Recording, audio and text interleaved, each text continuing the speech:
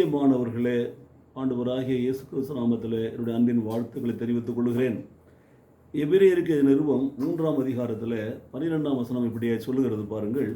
சகோதரரே, ஜீவனுள்ள தேவனை விட்டு விலகுவதற்கு ஏதுவான அவிசுவாசமுள்ள பொல்லாத இருதயம் உங்களில் ஒருவனுக்குள்ளும் இராதபடிக்கு நீங்கள் எச்சரிக்கையாயிருங்கள். பொல்லாத இருதயம், அவிசுவாசமுள்ள பொல்லாத இருதயம் உங்களில் ஒருவனுக்குள்ளும் இராதபடிக்கு நீங்கள் எச்சரிக்கையாக இருங்கள் என்று சொல்லி வேதம் சொல்லுகிறது. எபிரேயருக்கு நிருபத்தை ஆக்கியோன் இப்படியாக எழுதி வைத்திருக்கிறார். ஆகவே சகோதரரே, ஜீவனுள்ள தேவனை விட்டு விலகுவதற்கு ஏதுவான நாம் ஒரு நாளும் ஜீவனுள்ள தேவனை விட்டு விலகக்கூடாது. ஆண்டவராகிய இயேசு கிறிஸ்து இரட்சகராக ஏற்றுக்கொண்டிருக்கிற நாம் நம்முடைய வாழ்க்கையில் எப்பொழுதும் தேவனோடு இருக்கணும், தேவன் நம்மோடு இருக்கணும். ஜீவனுள்ள தேவனை விட்டு நாம் விலகவே கூடாது. அவருடைய பிரசன்னத்தை விட்டு விலகக்கூடாது, அவருடைய அபிஷேகத்தை விட்டு விலகக்கூடாது. அப்படியே நாம் இருக்க வேண்டும் என்று சொன்னால் வேதம் என்ன சொல்லுகிறது? அவிசுவாசம் உள்ள பொல்லாத இருதயம் உங்களில் ஒருவனுக்குள்ளும் இருக்கக்கூடாது என்பதிலே நீங்கள் எச்சரிக்கையாயிருங்கள். அப்போது அவிசுவாசத்தையும் கீழ்ப்படியாமையும் தேவன் வெறுக்கிறார். ஆதியாகமத்தில் ஆதாம் ஏவாளை அவர் உண்டாக்கின பொழுது, சகலத்தையும் ஆண்டு கொள்ள அவளுக்கு அதிகாரம் கொடுத்த பொழுது ஒரே ஒரு காரியத்தை மட்டும் செய்ய வேண்டாம் என்று சொன்னார்.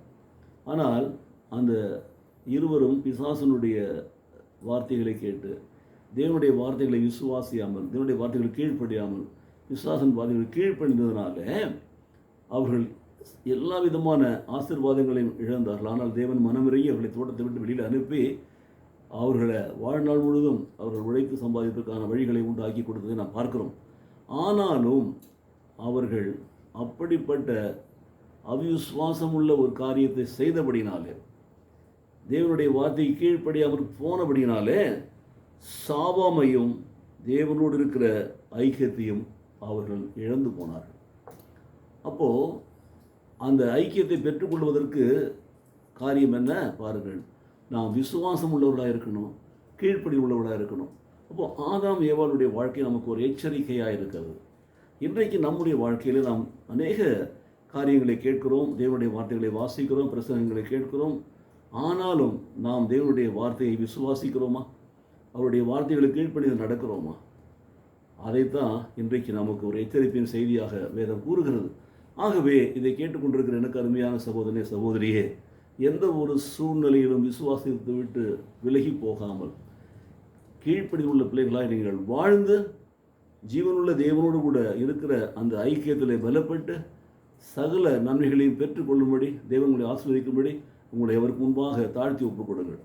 ஜெபிப்போமா? உங்களை நேசிக்கிற நல்ல பிதாவே, இந்த நாளில் கூட ஆண்டவரே, எபிரேயருக்கு நிருபம் 3ஆம் அதிகாரம் 12ஆம் வசனத்திலிருந்து நாங்கள் கேட்ட தெய்வ செய்திக்காக உங்களுக்கு நன்றி செலுத்துகிறோம். தேவனுடைய வார்த்தைகளுக்காக நன்றி செலுத்துகிறோம்.